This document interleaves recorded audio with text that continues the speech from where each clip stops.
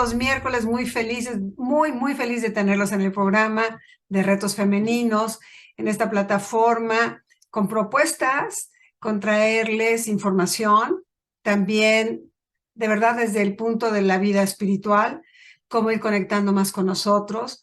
Yo tengo hoy un invitado extraordinario.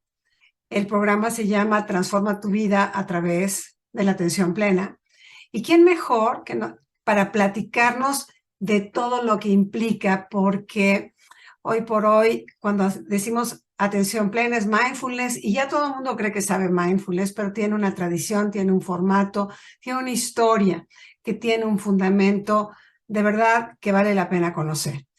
Hoy tengo en el programa al venerable Nandisena, abad del monasterio Dhamma Vihara, que fue fundado hace 24 años bajo su guía. Imparte las enseñanzas del budismo Theravada, que hoy quiero que nos platique de qué se trata. Este lugar que es majestuoso está, y la verdad, se encuentra muy cerca de la Ciudad de México, en la Sierra de Jalapa, un lugar con todas las condiciones de silencio para el meditador, que de verdad cultiva sin distracciones la meditación, vipassana. El venerable Nandisena recibió su ordenación en 1991 en el monasterio Tangpulu Kava Aye, en Boulder Creek, California, en Estados Unidos de América, con el venerable Highland Ted Sayadaw, y me van a disculpar si yo no estoy pronunciando bien, como preceptor, y el venerable Silananda como instructor. Estudió con el venerable Silananda la lengua Pali, Abhidhamma, escrituras budistas y meditación.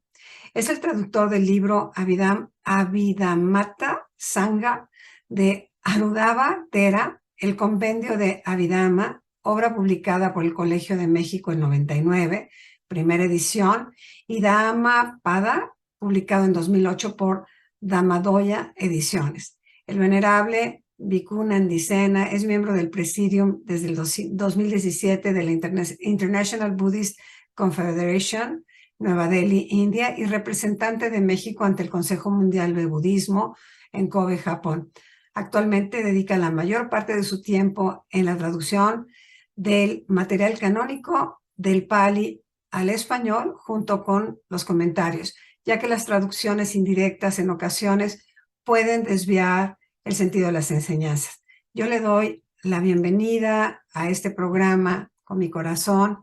Venerable, mil gracias por estar con nosotros. Si puede prender su micrófono, estaría buenísimo.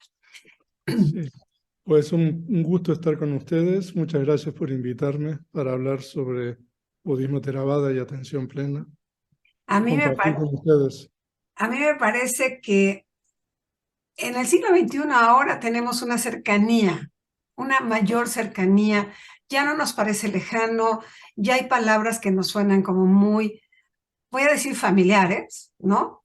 Decía mindfulness porque pues ahora todo es mindfulness, ¿no? Así como el anti-aging se puso de moda el mindfulness. Pero en profundidad a veces vale la pena porque es una tradición milenaria, porque tiene un sentido, porque budismo no solamente es como una filosofía, siento que es como una ciencia que tiene un compendio mental, que tiene un propósito muy específico, que va más allá, y realmente si uno no se mete en las enseñanzas profundas, se queda como en una información que a veces se desvirtúa, ¿no es cierto? Sí, es correcto. El término mindfulness es un término que es la traducción de la palabra Pali, sati. El Buda histórico vivió hace aproximadamente 2600 años en lo que es actualmente la parte norte de India. Y el Buda fue quien descubrió de que sati, que ahora se traduce como mindfulness, nosotros lo traducimos a veces como atención plena, es una facultad de la mente que si uno la cultiva y la desarrolla, tiene la función de proteger a la mente. ¿No? O sea, el Buda fue el que descubrió y enseñó eso. O sea, y ahora esta es una enseñanza que se ha popularizado y se utiliza, digamos, con muchos propósitos diferentes. ¿no? Pero el origen de esto es en el Buda histórico, hace 2600 años. De hecho, hay un discurso del Buda que se llama el Gran Discurso de los Fundamentos de la Atención, Mahasatipatthana Sutta en la lengua Pali, donde el Buda explica cómo practicar y cómo desarrollar esta facultad que en Pali se llama Sati, que bueno, ahora traducen como mindfulness o como atención plena. No, porque es algo que si uno no lo cultiva o lo desarrolla, no puede cumplir su función de proteger a la mente. Entonces, Y ahí yo quería preguntar, porque realmente también hay muchas formas de meditar, ¿no? Ya tenemos también un abanico de meditaciones que a mí sí me gustaría que nos platicara. Cuando hablamos de una meditación budista, una meditación de atención plena, no es que yo me imagine, visualice, ¿cómo es? ahora, el Buda histórico enseñó dos meditaciones, básicamente. Lo que se llama la meditación de tranquilidad o serenidad, que es una práctica que no es exclusiva del budismo, que existía antes del Buda y existe en otras religiones.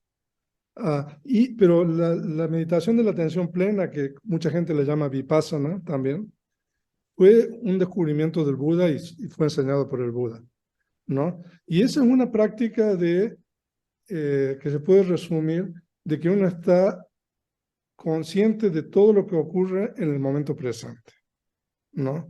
Entonces, en la medida que nosotros logremos desarrollar esa habilidad, esa facultad de la atención plena, entonces la atención plena va a adquirir la función de proteger a la mente de las impurezas mentales. Las impurezas mentales son estados que se manifiestan en determinadas ocasiones en nuestras mentes. Y cuando esos estados surgen, la mente está como desequilibrada, está desbalanceada. Entonces la atención plena, cuando nosotros lo desarrollamos, esas impurezas mentales, como por ejemplo el odio, el enojo, la envidia, la vanidad, la preocupación, son ejemplos de impurezas mentales. No pueden surgir porque la atención plena no permite que esos estados se instalen en la mente, ¿no? Entonces, y eso logra que uno tenga, digamos, un equilibrio mental. Ese es el primer beneficio de la práctica. Y esa práctica no necesariamente hay que practicarla como meditando sentado, ¿no? Sino que es una práctica que el Buda dice que hay que practicarla en cualquier postura que uno esté durante el día. O sea, uno puede estar de pie o caminando o acostado o incluso haciendo diversas actividades. Claro. Entonces, por eso hay que aprender a cultivar eso. Claro, la práctica de la atención plena se cultiva y se desarrolla más fácilmente en la postura de sentado, ¿no? Y en Sí, un lugar aislado. Pero eventualmente uno tiene que extenderla, digamos, a todas las actividades para que eso, digamos, proteja la mente. entonces cuando se habla de un estado búdico, es como un estado de estar despierto, atento. O sea, entrar en un estado búdico no es que lleve muchísimos años en el estudio, sino en voy a decir la palabra, como en la conciencia con mayúscula, como en el awareness, como en estar, que nos cuesta tanto trabajo, ¿no? La verdad, como a veces hay como chispazos, pero el trabajo interno te lleva a ese estado de estar presente momento a momento, que creo que es lo más difícil de contemplar, ¿no? Sí, o sea, esto no es algo que se logra fácilmente, pero es algo que se logra a través de la práctica, del esfuerzo, de la perseverancia. Y, y uno puede ver los beneficios de esto a medida que va desarrollando la atención plena o mindfulness, como dicen ahora. Porque, o sea, normalmente el problema de todos los seres humanos es las impurezas mentales. O sea, las impurezas mentales es lo que hace que nosotros que no estemos bien. Entonces, en la medida de que reducir, como usted dice, el estado búdico sería no tener cero de impurezas mentales. Lo ¿no? cual en este plano humano, Inalcanzable, o sea, para la mayoría de la gente eso, ¿no? claro, claro, Pero, o sea, lo que uno puede lograr es reducir gradualmente eh, la manifestación y la potencia de las impurezas mentales. Porque las impurezas mentales no solamente nos afectan a nosotros psicológicamente o mentalmente, sino que las impurezas mentales son responsables de transgresiones éticas que nosotros tenemos con relación a los demás, ¿no?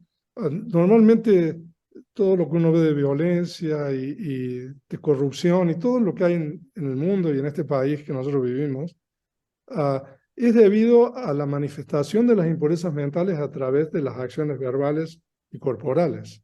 correcto. En la medida que nosotros logremos reducir la manifestación de las impurezas mentales, reducir la intensidad de las impurezas mentales, no solamente nosotros vamos a estar mejor nosotros mismos, sino que nosotros vamos a estar contribuyendo a una mejor sociedad. No, esos son los beneficios de esta práctica. Que además, en la filosofía, ¿no? En esta parte de no lastimar a nadie, que ese es como una frase, ¿no? Que todos los seres sean libres, que todos los seres sean felices, que todos los seres sensibles. O sea, estamos hablando de que yo en mi trabajo también lo ofrezco al otro, y eso quiere decir que cuando yo estoy trabajando con estas impurezas que no desaparecen, porque ese es mi pensamiento, mientras soy humana y me muevo en este cotidiano, me es difícil no caer en la preocupación, en el mal pensamiento, no, en el rechinar a cada rato, pero, pero no me hace ni más largo, y hay algo interno que se provoca con la práctica que ya no lo haces más por conveniencia. Siento un poco, con un poquito de esa conciencia con mayúscula, uno mide más sus palabras, uno mide más el pensamiento que manda el otro, ¿no? Ya es como, ya no se puede, es como que ya no está en el diseño interior, empieza a no estar. Exactamente, o sea que nosotros logramos a través de la práctica y la atención plena también tener más empatía con relación a los demás, entender más a otros seres sintientes. Entonces, o sea que hay una serie de beneficios que tiene esta práctica, ¿no? Y a nosotros nos han educado y nos han enseñado, ¿no? Por ejemplo, el cuidado corporal y la higiene y todo eso, pero desafortunadamente a nosotros no nos han enseñado la parte de la higiene mental, ¿no? Correcto. No obstante que ahora esto se está popularizando, se está enseñando en escuelas y en distintos lugares, uh, pero es una parte muy importante que va más allá de la religión esto. Correcto, correcto, sí. Uh-huh. O sea, porque las impurezas mentales son eh, algo, ¿no? Que hace que la mente de los seres esté contaminada y que por esas impurezas mentales los seres cometan transgresiones éticas. Sí, que además es que si, como decía el Dalai Lama, si en todas las escuelas enseñara desde que entran a la escuela la meditación, ya 20 años después ya no tendríamos guerras en el planeta, porque el concepto de paz se hace como en masa, ¿no? Siento que a veces estamos súper distraídos, ¿no? Que afuera siento que es como muy atractivo afuera, el camino afuera, porque te tiene ocupado. Y ahora con el celular, ni cómo, ¿no? O sea, esos dos pasos atrás que a mí me gustaría en esta plática que yo bendigo y agradezco de verdad, qué pautas, ¿no? ¿Cómo ir a ese proceso? ¿Cómo en el camino que cada quien elija, pero para estar yo creo que sin esta contaminación mental, que hace que nuestro corazón se haga menos pesado en emociones, odio, envidia, celos, orgullo, todas estas que son sinceramente muy lastimosas para nosotros y para los demás. ¿Cómo ir logrando? O sea, ¿cómo es ese proceso cómo voy llegando? O sea, si yo me quiero acercar, bueno, para empezar tendría que preguntarle, ¿no? ¿Qué es el budismo Theravada? ¿Cómo me voy acercando ahí para que, porque yo lo que quisiera que escuchara nuestra audiencia es que no es tan lejano, no es difícil, es una práctica, como todo, como cuando vas a practicar al gimnasio todos los días algo hasta que te haces súper fuerte, ¿no? Hasta que haces súper músculo. ¿Cómo le hago en este budismo Theravada? ¿Cómo se logra? ¿A dónde me lleva? Ok, la primera pregunta es, bueno, ¿qué es el budismo Theravada? El budismo Theravada es el budismo que se encargó de preservar las enseñanzas del Buda histórico. Antes de morir el Buda, hace aproximadamente 2600 años, el Buda no designó un maestro, no nombró a alguien como su seguidor, como su sucesor, sino que dijo que lo que él había enseñado durante 45 años y será el maestro después de la muerte. Entonces el budismo Theravada es la rama del budismo que se ha encargado de preservar lo que nosotros le llamamos la palabra del Buda. O sea, primero se preservó de manera oral y después de manera escrita. O sea, a partir de 100 años antes de esta era. Entonces el budismo Theravada ha tenido un poco esa tarea de preservar toda la palabra original del Buda, ¿no? Entonces, ¿cómo uno hace para practicar esto? O sea, ahora, se requiere un elemento de fe aquí, ¿no? ¿No? O sea, porque o sea, yo le digo, bueno, yo practico meditación y me siento bien, ¿no? Por Claro. ejemplo, ¿no? O alguien que, por ejemplo, Juan, ¿no? Que le dice que, bueno, que la meditación le ha ayudado mucho, que le ha beneficiado mucho. Entonces, bueno, de esa manera, entonces uno se acerca a las enseñanzas del Buda, ¿no? Y comienza, digamos, la práctica, por ejemplo, de la meditación de atención plena, Ujú, ¿no? Porque claro, esto no es algo que uno lo va a lograr sin esfuerzo. El claro. esfuerzo y la práctica, no es como todo, ¿no? Como usted dice, ir al gimnasio y todo eso, Sí, ¿no? requiere el cotidiano Exactamente. y a veces siento que, a ver, en cierto tipo de meditaciones, ¿no? En las meditaciones, pues hay estos canales de energía, hay este reconocimiento de ir purificándonos internamente, porque también no solamente mi regalo de la atención plena, sino que aquí hay una liberación, pues evidentemente de muchas cosas para seguir avanzando, porque aquí estamos en la conciencia de que pues lo que sigue es otra vida y yo voy purificándome porque pues no sé, la que sigue espero que sea mejor que esta por trabajo interno. Ya, ya, ahora, esto, el Buda dijo de que su enseñanza tiene la característica de venga y vea. Esto significa que cuando uno practica la atención plena, uno puede ir viendo los beneficios, Claro. ¿no? Y entonces, cuando uno ve los beneficios, entonces normalmente, bueno, llega un punto de que uno realiza esta práctica de una manera natural, sin forzarse, ¿no? Porque inicialmente quizás uno tiene que, ¿no? Forzarse, ir a un retiro, tiene que estar practicando, ¿no? Hasta que uno alcance, digamos, este nivel en el cual uno ya ve beneficios concretos y como lavarse los dientes todos los días o como ir al gimnasio hasta desarrollar músculo, ¿no? Más o menos así, ¿no? En, Es en, más o menos parte de la enseñanza de la atención plena que nosotros podemos ir experimentando por nosotros mismos los beneficios. Los primeros beneficios son de que nosotros reducimos la cantidad de impurezas mentales y la intensidad de las impurezas mentales, ¿no? y ya, bueno, digo, ya ahí es una ganancia extrema, porque el malestar general es que uno no acaba de estar bien con uno. ¿No? Exactamente. Como porque no te aquietas y entonces nada más hay una turbulencia, me imagino así como la Agitación turbulencia, mental, no, desasosiego. el desasosiego, el estrés, y entonces nos enfermamos, físicamente nos enfermamos. Exactamente. O sea, que la mente, de acuerdo con las enseñanzas del Buda, además de poder estar desequilibrada, afecta a la materia. O sea, una buena mente produce buenas propiedades materiales. Una mente que no es buena produce malas propiedades materiales. Entonces el resultado es de que uno se puede enfermar también debido a las impurezas mentales. Claro.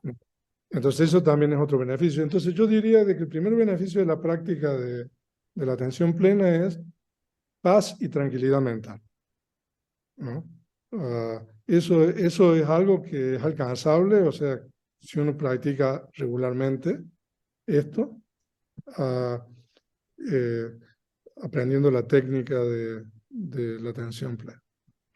Y yo quiero decir también en esta plataforma que pues son una parte de lo que nos regala, ¿no? Porque me di cuenta ahora que lo iba a entrevistar, pues que tiene programas en YouTube de enseñanza, que gratuita. O sea, aquí no está como así cerrado, tienes intención de aprender, bueno, esto de la vida, Abhidharma, ¿no? Que, a ver, ¿qué es el Abhidharma? ¿A dónde me lleva? Y creo que esto es muy importante porque la gente luego pone como pretexto, no, es que no tengo tiempo, es muy caro, a ver, no, la información está abierta, son clases gratuitas, es como esta invitación, creo que yo valoro muchísimo, venerable, pues yo lo agradezco, la verdad, el dar a manos llenas en este tiempo tan cambiante, ¿no? Hoy, ¿cómo está? Sí, el Buda antes de morir dijo de que él nunca se quedó con nada como alguien que se queda con el puño cerrado. O sea, que él abrió y dio todo. Y históricamente las enseñanzas del Buda se han impartido gratuitamente. Si usted va a los países budistas, o sea, uno va a los monasterios, se puede quedar por mucho tiempo y uno no tiene que pagar nada. Entonces un poco esa es la filosofía, que esto no se cobra, ¿no? Entonces eso también es importante, o sea, cualquier persona puede tener acceso a esto. Y ahora con el YouTube y todas las redes sociales, nosotros tenemos información diseminada en distintos lugares. O sea, de que eso también es importante que sepan sobre las enseñanzas del Buda. Aquí no hay un lucro de por medio, o sea, los monjes nosotros no cobramos por las enseñanzas, o sea. A mí esto es lo que también me parece un acto muy bondadoso, ¿no? Y también quiero decir del monasterio, porque tener un monasterio que está abierto al practicante, a acercarse al silencio. Yo ya nada más digo a la quietud y el silencio, ya a ver si mi mente se calma, pero por lo pronto la plataforma está ahí, ¿no? Está el espacio de contención, que eso es lo que nos hace falta. Sí, ahora el Buda dice de que para poder empezar a trabajar con la mente, uno tiene que primero tener lo que se llama aislamiento corporal. Es un Correcto. término de la lengua pali que se llama kaya viveka. ¿Y qué significa aislamiento corporal? Ir a un lugar donde uno está alejado de todos los estímulos sensoriales. Entonces, por ejemplo, el Dhamma Vihara, este monasterio que nosotros estamos ahora, es un lugar que está en el bosque de niebla, como le llaman aquí. Delicioso. Entonces, aquí no hay, digamos, distracciones, no hay muchas distracciones. Entonces, ese es el primer requisito que el Buda dice que uno tiene que tener para poder empezar a trabajar con la mente de uno mismo, desarrollar la mente, practicar la atención plena, el aislamiento corporal. No, por ejemplo, aquí nosotros, cuando hacemos retiro, por ejemplo, practicamos noble silencio, o sea, también noble silencio significa no callarse completamente, pero sí evitar hablar de cosas que no son absolutamente necesarias, ¿no? Correcto. Pues hay una serie de condiciones aquí que realmente ayudan a la persona que viene, al practicante, a trabajar con la propia mente y, no sé, si uno viene a hacer un retiro de 3 o 5 días, una semana, o sea, las personas realmente ven una diferencia. No, hay Porque una disciplina bastante estricta aquí. además lo que iba a decir es que tiene una disciplina que implica un tiempo para todo, Sí, o ¿no? sea, hay una disciplina, o sea, que nosotros comenzamos a 10 para las 5 de la mañana y meditamos hasta cuando estamos en retiro, como hasta las 9 de la noche. Entonces, si tenemos un programa de meditación sentado, meditación caminando, y normalmente los retiros están guiados desde el comienzo hasta el final. O sea, de que, por ejemplo, una persona que nunca ha practicado puede venir y, bueno, y está en buenas manos porque aquí le van a enseñar y lo van a guiar bien. Sí, porque, a ver, si lo que estamos, en la búsqueda que estamos, algunos, ¿no? Es como encontrar ese buen lugar donde me siento completo, donde me siento entero, donde me siento conectado con la vida misma, ¿eh? Ya no, o sea, con la vida como que me permita. Yo creo que yo no puedo dar lo que no tengo. Yo no puedo ser compasivo si no soy compasiva conmigo. Entonces, esta es una palabra que yo amo muchísimo del budismo, ¿no? Con la compasión.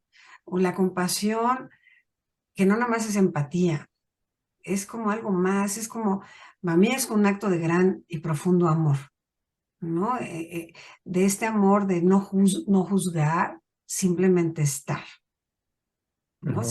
Sin proyectarme. Ajá.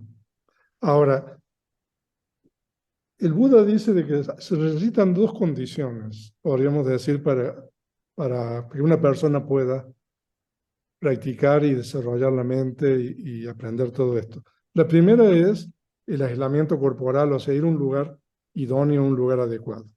Y la segunda condición, que es muy importante, es lo que se denomina tener un buen amigo. En Pali se llama Kalyanamita. Un buen amigo es una persona que realmente no tiene interés en la otra persona más que su propio progreso espiritual. No, o Ok, sea, no es un amor egoísta, digamos, donde uno quiere sacar algo, sacar provecho de la otra persona. Entonces, cuando uno tiene esas condiciones, o sea, en un lugar adecuado y tiene, digamos, una persona que es un buen amigo, un kalyanamita, entonces, bueno, uno puede aprender, ¿no? Y saber, ¿no? De que uno está en buenas manos y uno puede practicar y avanzar, ¿no? Y la compasión, como usted dijo, es una enseñanza muy importante del budismo. O sea, hay dos, digamos, pilares de la enseñanza del budismo. Una es la compasión y la otra es la sabiduría, ¿no? Y como usted muy bien dijo algo ahí, que es que uno no puede ayudar a otros si uno no sabe cómo ayudar.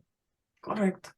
Entonces, la sabiduría es un poco ese elemento de saber cómo ayudar.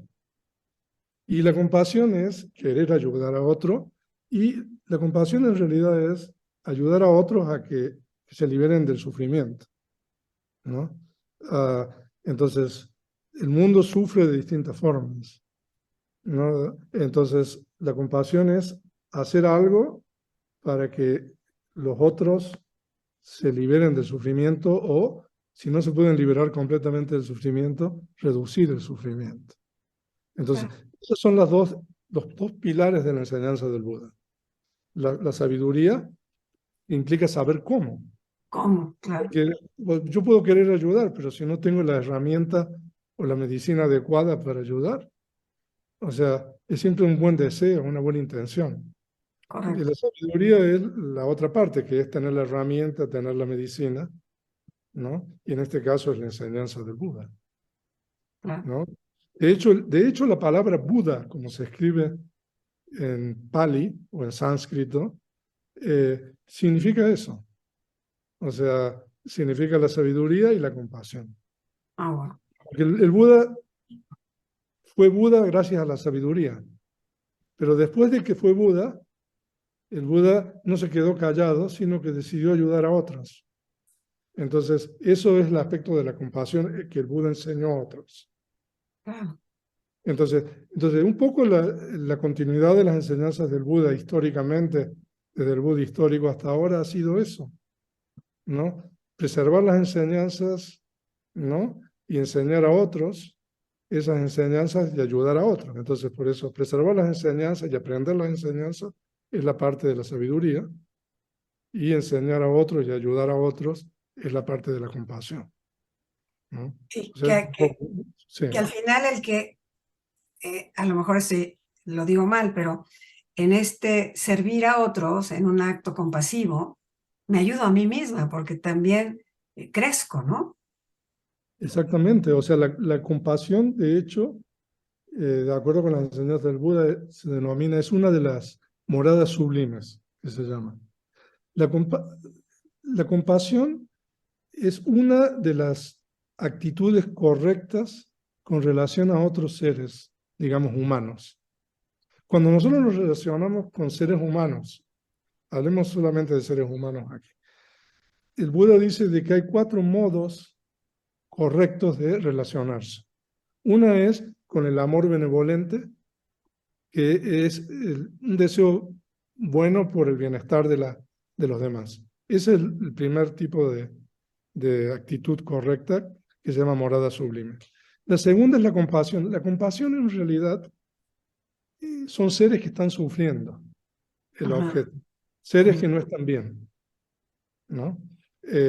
Y después está lo que se llama la alegría empática, que es la tercera actitud correcta, que la alegría empática ya son seres que están en una buena situación. O sea, los seres que han logrado, digamos, bienestar, ya sea material o espiritual, ¿no? Entonces, la alegría empática es sentir regocijo de lo bien que le va a estos seres. Es el opuesto de la envidia, Claro, claro, ¿no? claro. Esa es la tercera, o sea, es mucho más específico eso porque, o sea, son solamente seres que están pasándola bien, de que no tienen problemas, de que han obtenido buenas cosas. Entonces, la alegría empática es ese regocijo ante ver eso. Y Ujú. después está lo que se llama la ecuanimidad. La ecuanimidad es la cuarta, que es tener una mente imparcial con relación a los demás. Entonces, el Buda enseñó de que esas 4, amor benevolente, que en Pali se llama metta, compasión, que en Pali se llama karuna, alegría empática, que en Pali se llama mudita, y ecuanimidad, que en Pali se llama upekkha, que son las 4 actitudes correctas. O sea, y es algo que nosotros tenemos que cultivar.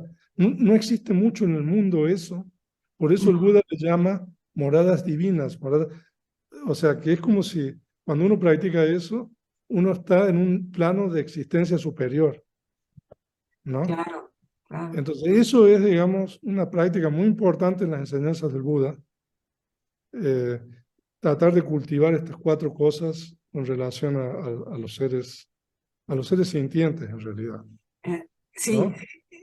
además, cuando estamos en un estado compasivo, hay, no sé, es como que se siente una grandeza interior, se siente cuando tienes esos, voy a decir a veces chispazos, porque ojalá fueran permanentes, ¿no?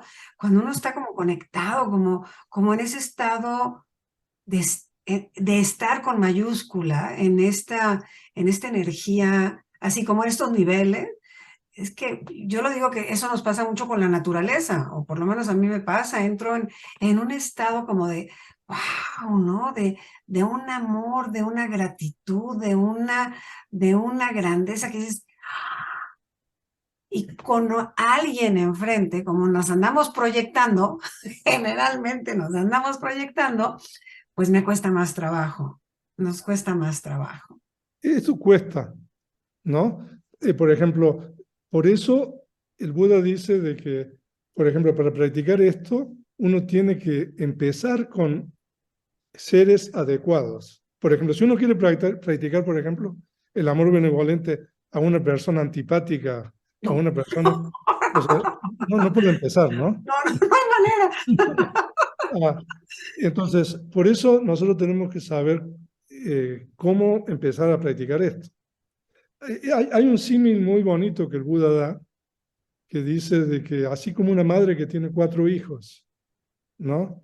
Un hijo pequeño que está creciendo, después tiene un hijo que es inválido, un hijo que ya es mayor, que le va muy bien en la vida, y un hijo que ya se ha ido de la casa. Una madre tiene 4 hijos. Entonces el Buda dice de que la madre quiere que su hijo pequeño crezca bien. Eso es el amor benevolente. La madre quiere que su hijo inválido o enfermo se mejore. Eso es la Claro, compasión. claro. La madre quiere, se regocija de lo bien que le va al hijo mayor, que le van bien en sus negocios y todo eso. Y la madre practica ecuanimidad con relación al hijo que se ha ido y que está lejos de la casa. Entonces, la madre, o sea, es en este caso el símil que nosotros tenemos. O sea, nosotros deberíamos tratar de cultivar ese amor como una madre siente, ¿no? Pero tenemos que extenderlo hacia otros seres. Claro, claro. Entonces, eso es más o menos el propósito de esta práctica. Sí, además, venerable, aquí hay algo que también tenemos, o sea, que es desde la filosofía del budismo, el desapego, porque sufrimos porque todo creemos que es mío, mi pertenencia. Entonces, a estos 4 hijos puedo tener la compasión, pero son mis hijos, entonces ahí está complicado que los suelte. Compasivamente no los puedo soltar porque son mis hijos, ¿no? La madre también tiene eso. No, Aparte de querer que el hijo chiquito crezca y el más claro, grande, sí, ¿no? claro. Pero también tiene un gran apego, ¿no? Y esa parte también le produce sufrimiento a la madre, ¿no? Pero por otro lado, la madre tiene ese amor genuino, ¿no? Sí, Eh, pero en la vida nuestra, nos apegamos a todo, a todo. Entonces eso no nos deja como la libertad de soltarnos a la experiencia misma de la vida. exactamente.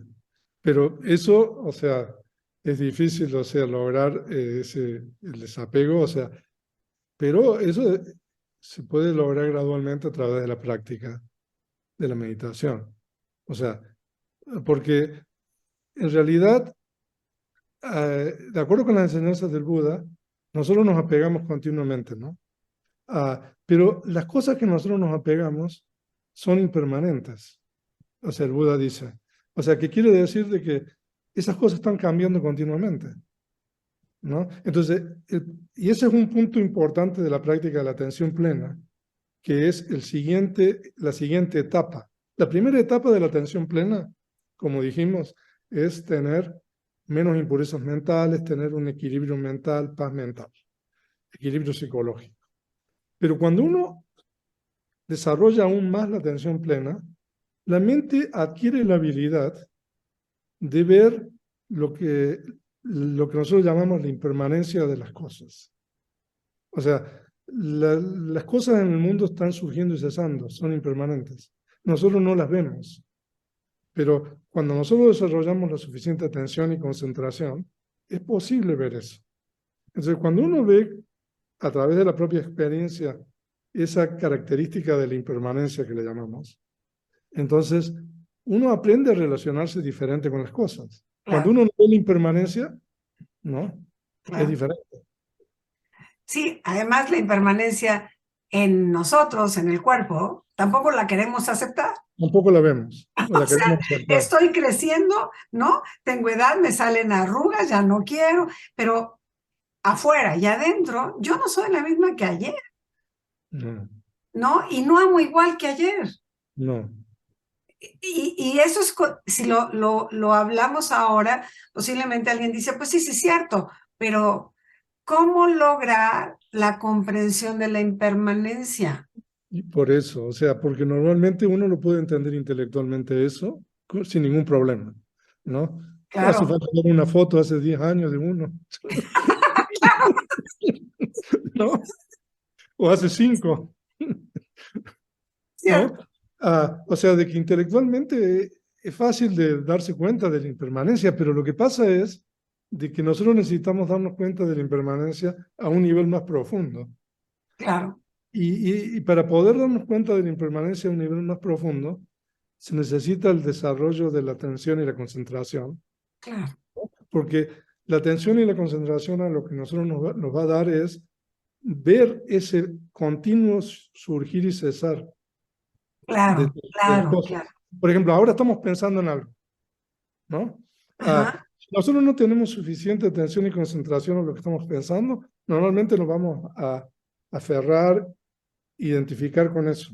Pero ese pensamiento dura un momento y después pasa a otra cosa, ¿no? correcto, Y generalmente pasa lo mismo con el otro pensamiento, ¿no? Entonces, en la medida que nosotros podamos ver eso con mayor claridad, porque nosotros tenemos atención plena y concentración, Entonces, la forma en que nos relacionamos con esas experiencias que nosotros tenemos es diferente. Claro. Entonces, esa es la forma, ¿no? Esa es una etapa ya un poco más adelante de la tranquilidad de la mente. La tranquilidad de la mente nos va a dar, a través de la práctica, bienestar psicológico. Mm, Pero aún así las cosas siguen su curso natural, surgen y cesan, son impermanentes. Entonces claro. nosotros necesitamos ver algo más, de acuerdo con la enseñanza del Buda, que es la verdadera naturaleza de las cosas, la verdadera naturaleza de la realidad, ¿no? Entonces, normalmente yo digo de que la primera parte, porque ahora se enseña mindfulness y todo eso, y el propósito de la enseñanza de mindfulness o de la atención plena es la primera parte, ¿no? Porque incluso se enseña en hospitales, ¿no? La Claro. cuestión de reducción de estrés y todo eso, ¿no? O sea, para que la gente, digamos, esté, digamos, bien psicológicamente, bien mentalmente. Y hasta ahí se enseña actualmente eso, ¿no? Normalmente, o sea, no se sigue a la otra etapa, que es Claro. tratar de ver la realidad como es, ¿no? Esa es una parte, digamos, ya más difícil de la práctica de la enseñanza o la práctica de la atención plena. La primera práctica, cuando yo estaba en Estados Unidos antes de venir aquí, recién comenzaba este método de la reducción de estrés. No sé si usted Ajá. Sí, leyó claro. Kabat-Zinn. De hecho, en el monasterio donde yo estaba en Estados Unidos, cerca de San Francisco, había una persona que fue uno de los primeros que se entrenó en esa técnica y tenía un trabajo en un hospital ahí en la zona de la bahía de San Francisco, donde enseñaba esto y a veces llevaba a sus pacientes al monasterio porque le preguntaban de dónde venía eso.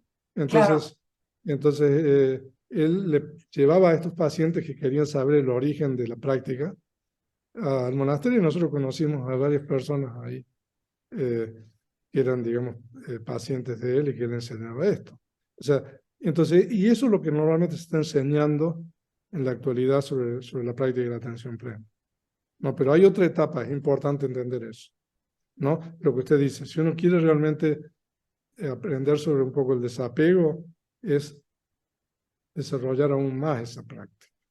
Y ahí el desapego viene cuando soy consciente de la impermanencia. Exactamente.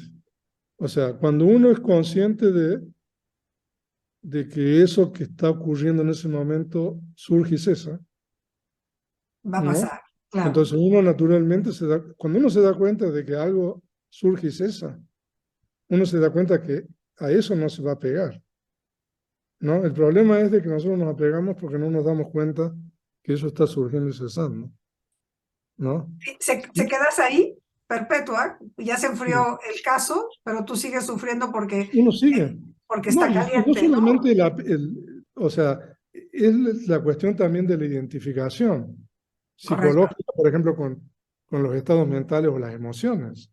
Por ejemplo, cuando uno tiene enojo o depresión o estados mentales de esa naturaleza, angustia, ¿no? O sea, uno no solamente, uno se identifica muchas veces con esos estados, Claro, ¿no? Entonces, claro. de acuerdo con el budismo eso se dice de que uno le está imputando a ese estado, como por ejemplo la preocupación o la depresión, una realidad que no tiene, porque en realidad ese estado de preocupación es algo que te surge y cesa. Pero como Surge y nosotros no cesa. lo vemos, nosotros es automático eso en todos los seres, ¿no? Y es un aprendizaje. O sea, nos Exactamente. hicieron pensar que no va a pasar. O sea, que el dolor se va a quedar contigo para siempre Ah, y que la alegría se va rapidísimo. La alegría se va exactamente, rapidísimo, ¿no? ¿Por qué no nos enseñaron que era la misma velocidad? exactamente. O sea, tanto la alegría como el dolor Va a son pasar igual. impermanentes. Claro, claro. Ya. O sea que, entonces ese es uno de los grandes descubrimientos del Buda. O sea, y nosotros podemos decir de que el Buda descubrió eso. Ah, eso es muy difícil de ver, ¿no? Pero el Buda lo descubrió y después lo enseñó, ¿no? Entonces, porque todo es impermanente, Entonces el Buda dice de que hay sufrimiento, Claro, ¿no? Sufrimiento no en el sentido como normalmente la gente entiende el sufrimiento de dolor, porque la alegría, de acuerdo con la enseñanza del Buda, es dukkha. Dukkha es un término en Pali que muchas veces se traduce como sufrimiento. La alegría es sufrimiento, no porque la alegría no sea algo bueno, sino claro. porque es permanente, Porque se va a ir, porque se va a ir, claro. ¿no? ¿No? O sea, y también las cosas que no son buenas también se van a ir, ¿no? Entonces, pero eso es importante que nosotros lo vamos a entender intelectualmente a eso, pero el entendimiento intelectual no es suficiente. O sea, necesitamos trabajar con nuestra propia mente y desarrollar la atención y la concentración. Pero además, siento que no nomás es en la mente, pasarlo en el cuerpo como para En que el el cuerpo lo cuerpo, asuma, ¿no? O sea, sí, esto que me está pasando va a pasar, esto que siento va a pasar, esto que pienso lo puedo transformar, o sea, nos quedamos como, siento que a veces hipnotizados con un tema y exacto. vemos personas que sufren toda una vida porque no soltaron una pérdida. Porque, bueno, y eso de acuerdo con el budismo es por la cuestión de los conceptos. Claro, O sea, porque esto ya más complejo, ¿no? Para esta entrevista, pero como nosotros conceptualizamos las experiencias y los conceptos, que no obstante son algo muy importante y muy útil, los conceptos muchas veces prolongan el sufrimiento claro. de los seres, ¿no? Ah, entonces, hay toda una cuestión de conceptualización detrás de las experiencias, digamos, así que nosotros tenemos. Y Claro. los conceptos, o sea, normalmente, uno podría decir que congelan la realidad, ¿no? Ah, entonces, hay toda una cuestión ahí también de concepto, pero esto ya es un tema que, Sí, como digo, yo sé, ya sé, andaba de preguntona, venerable, pero bueno, es que uno quiere aprovechar al máximo su presencia y de verdad, yo sí quiero darle las gracias infinitas por la participación en el programa, por tener este monasterio hermoso abierto a quien quiera ir a entrar en el silencio, a ese parar un poco la mente de estas preocupaciones que generan dolor y estrés, ¿no? Y sufrimiento. Y aprender, porque es un camino que yo siento que cuando se toma la decisión hay que saber también dónde hacerlo para ir por un camino. Creo que el despertar, que es ese estado búdico de despertar a la conciencia con mayúscula, sí tiene que ser una ruta que uno tiene que transitar poquito a poco.